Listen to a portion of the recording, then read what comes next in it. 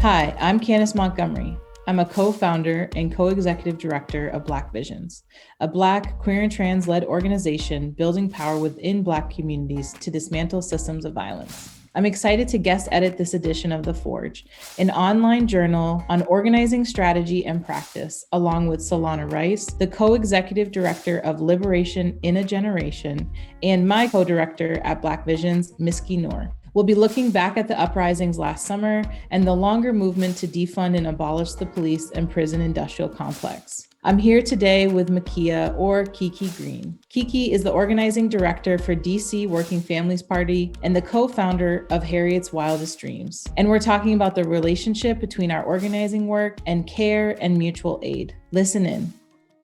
Would love to just hear from you first. What is your vision for safety? So my vision for safety is freedom, the freedom to be able to have determination over my life, over my community. Safety looks like my grandmother being able to live in a place that is free of pests, that is free of things that are going to make her sick, having access to clean water, that like my little brother doesn't have to worry about food, and that also I don't have to worry if someone is going to look at him and see him not as a child, but as a threat, that I would maybe one day lose him to the prison industrial complex, that kind of fear. In my vision of safety, we don't have that fear anymore.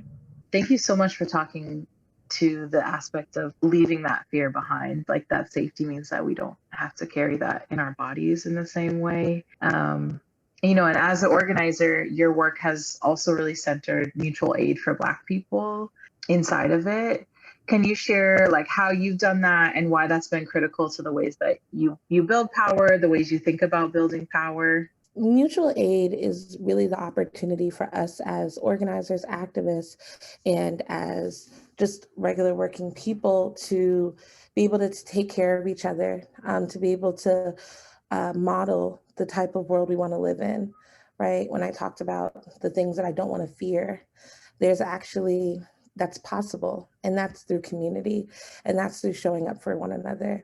And there are many different ways that we can show up for one another. So in DC, there was the building of the DC Mutual Aid Network. And so you had about 8 different groups who organized food, groceries, medical supplies, just trying to meet the needs of the people around them and doing hyper local organizing, which was so beautiful. You had people building up mask teams all across the city.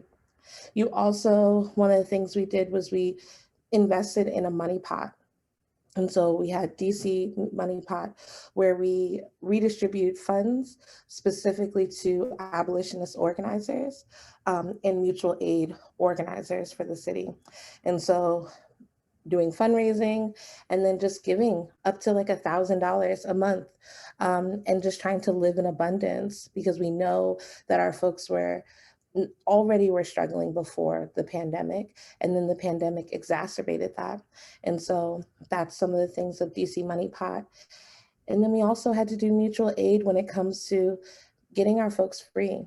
We know that people who are on the inside, who are in jails and prisons, were being given death sentences due to the virus. And so working with Life After Release in PG County and other organizers, Jail Support here, and Incarcerated Workers Union, to do participatory defense, to try and help people beat their cases, to show up at court. That was now virtual. Over the last year, I've been on court cases where we've organized 100 people to show up. And that's a form of mutual aid, because we're saying we're not just going to wait on the government to do this thing to try and meet your need or to let you down. We're going to say, I'm going to take responsibility for meeting this need.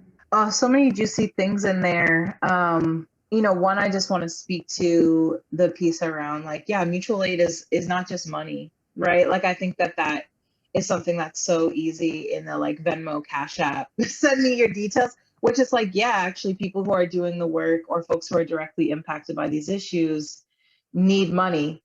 That's just true, because bills, because housing, but because other these things. But also we can think about care and mutual aid and the ways that we just plain old show up for each other you know, and doing it just for the purpose of showing up is really, really beautiful. And just wanted to lift that up and lift up y'all's work in, I mean, I just see it as strategy, taking care of the people who are doing the work. You know, like that's the, if someone doesn't have housing, they can't fight to make sure that other folks have housing. You know, they got to fight to make sure that they have housing. And so I think that, um, you know, it's mutual aid, but it's also so much strategy in that, just of like, how do we actually make sure we have the capacity on the ground to make this work happen? And just, you know, lifting up the ways that you talked about. If we do that, we make so much more possible for our movements. So how do we keep care at the center of radical transformation? One thing, I can give an example of something we're trying to do right now. So I am an organizer for our Defund MPD campaign, similar to y'all, Defund MPD Metropolitan Police Department here. And so we're doing a campaign that's, you know, to cut the police budget, but also to change different legislation, to decarcerate, to decriminalize. There's a list of things that have to do with police accountability and getting our folks free. And one of the ways that we want to center care is that with a mutual aid and court support volunteer activity. So we are going to be working with people and public defenders who have young people, often young people, who have cases that directly relate to police misconduct. Right. So if there was an element of police brutality, an element of, violation of civil rights. And so everyone that has been organizing in Defund MPD, in addition to doing advocacy and legislative transformation, also the ask is that you show up for someone for court support. And so last week, about 70 people showed up for a young person who was trying to be tried as an adult, and they're 16 years old. And that just like flexing that muscle of like, yes, we're going to write op-eds and we're going to do this, but we're also going to show up for people during court support. And that directly, and this type of court support directly relates because this case had to deal with some police misconduct. So it ties to the police accountability piece. I think you have to do both. You have to make space for both in the campaign, and you have to make space, you have to add it to your ladder of engagement for what it means to be a part of your campaign. Thank you to speaking to that, and also offering the language of the organizer language, the ladder of engagement. You know, it's just like, how do we think about these as ways that people can throw down, that they can be much more deeply embedded? And it feels easy, I think, as organizers sometimes, especially if you don't have a family member who is currently incarcerated, or someone who's currently dealing with, you know, the prison industrial complex in whatever form it's at, to get theoretical in our approach, to say the least, and being able to make sure that people are taking that step back of like, when we're saying this policy change, we actually mean real people. We're actually talking about actual people, and let's like make sure we're throwing down for them at the same time. And you started to speak to this at the beginning when you were sharing your vision, but I'm curious, like, what from your own story informs the way you approach the work? I've been impacted through many ways. One, I have an uncle who's serving a life sentence, and an uncle that I never got to meet. And his experiences and the impacts on my father have always impacted our relationship and how we operate. And it's kind of always been like a domino effect as well. That type of trauma impacted my parents, how they raised me. And, that trauma as a cycle and all of these things.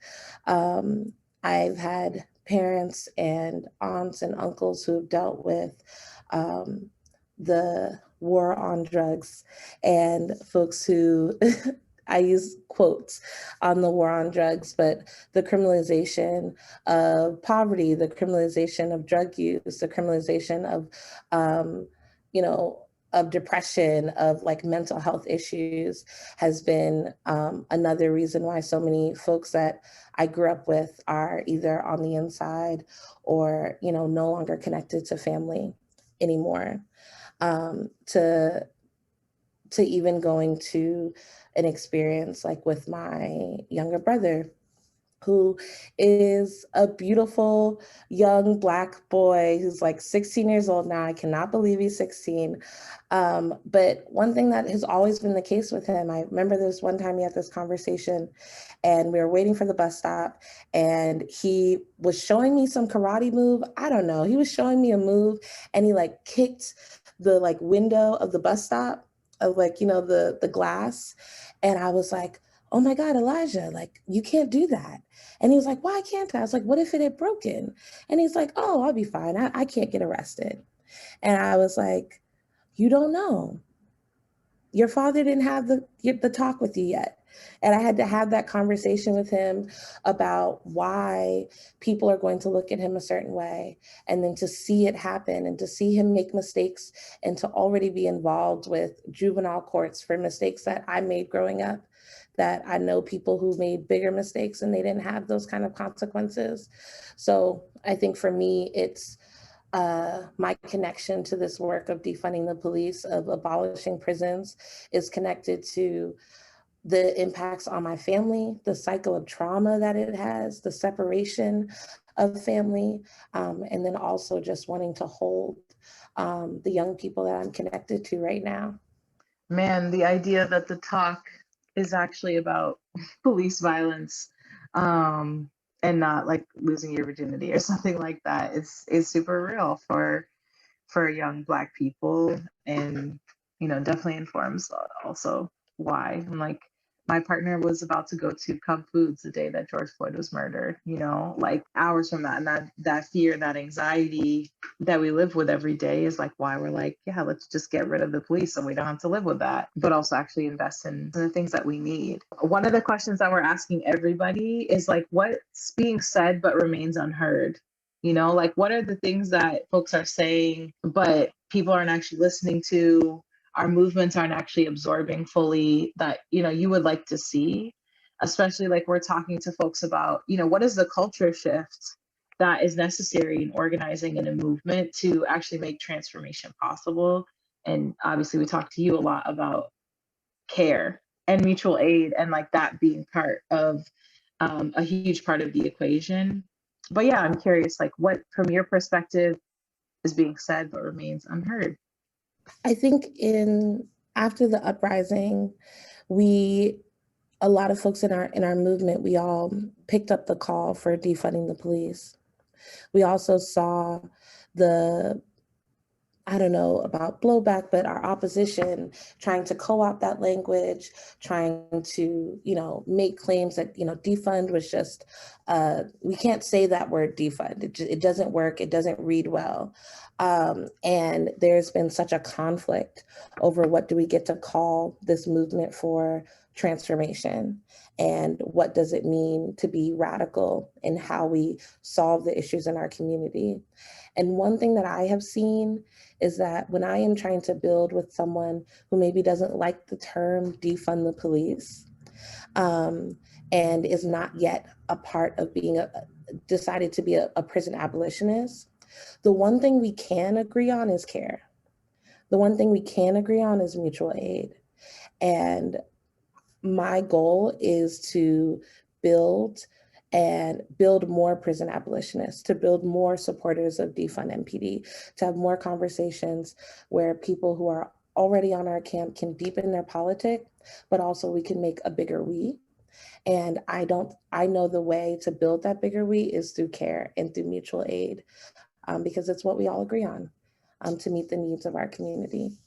How do those conversations go? Like I would love to just hear, like, yeah, as you're moving those, like what happens, or if you have a story that comes up, just being in the field as much as I can. It's like, yeah, not everybody, especially folks, Black folks, because we've been told this lie that police is the only way to keep our communities safe. Folks are skeptical, and rightfully so. And so, yeah, how do those conversations go? Or do you have a story that you could share? I can give you two and you can decide which one makes sense. But I think of last year when folks were protesting every single day at BLM Plaza in front of the White House. There were a lot of people who started doing mutual aid tables. Outside, it kind of became a safe zone for the unhoused to come and stay. People would protest, people would do yoga, people would give out free food, and people would also sell food and be a street vendor. The mayor and the police had decided that they no longer wanted the space to be safe for those folks. And so they started throwing out people's food, throwing out, turning over tables, mutual aid tables. And they just were tearing up the tents of people who were unhoused and were living there. And it was such a rapid response moment. And there is in maybe a mile up in the city, there's this group of street vendors, predominantly Latinx street vendors, who've been organizing to make sure that they have the right to be able to vend and take care of their family. And in a campaign that you would think would be so different, right? And we reached out to them to say, hey, I know you work in a different campaign. I know you're not exactly a part of this defund movement, but this is happening right now. The police are taking down the vending, people are taking these things down, and making that ask to them, so that like 10 street vendors came from Northwest community to come and help rebuild together. And there was, as they were helping to do this, there was this wonderful conversation about, oh, actually, we've been experiencing this too. Actually, the police have been arresting our young people. We've been highly ticketed. We've had abuelitas being arrested for giving out mangoes in a food desert. And there was just this bond, right? That like, you would think that the people protesting in front of the White House and the folks, giving out mangoes in their neighborhood would not be as unified. But in that moment, we know no matter what, every time you're fighting for freedom or justice, at some point, you are going to meet the state and you're going to meet the state enforcement, and that is the police, to try and stop you from changing the status quo. And so that bond, that building was really important, and was one of the things that taught me that, like, yeah, the folks, everyone can relate to this, and the folks that do care and us doing care with each other is how we'll unite. Yo, that's a beautiful story. Thank you so much for sharing that. And also just, it's exciting because like those aren't the stories that the media pays attention to. And so much of what last summer was, at least for me, was, and I told every journalist I talked to, is like, what you all don't see, what y'all don't capture, is the fact that every morning at 8 or 9 a.m., my neighbors come out with their personal brooms, their trash bags, and clean up from the protests the night before. Like, that's what's happening in June and July here in Minneapolis, not just buildings on fire and looting and whatever, was being named, but like folks just stepping in where they saw fit and finding those connections. So that's really beautiful. Thank you, Makia, for joining us, for sharing about your work, for doing all that you do for the folks of DC, the surrounding areas, and the rest of Black people all over the place. Thank you. Thank you for listening. For more conversations like this one, visit forageorganizing.org. We'll see you on Twitter at forageorganizing. For more information on Black Visions, visit blackvisionsmn.org or follow them on Twitter at blackvisionsmn. You can find more information on Liberation in a Generation at liberationinageneration.org or follow them on Twitter at liberationin. Thank you to Nino Fernandez for post-production audio and editing. And thanks to all of you for listening. Take care and stay safe, everyone.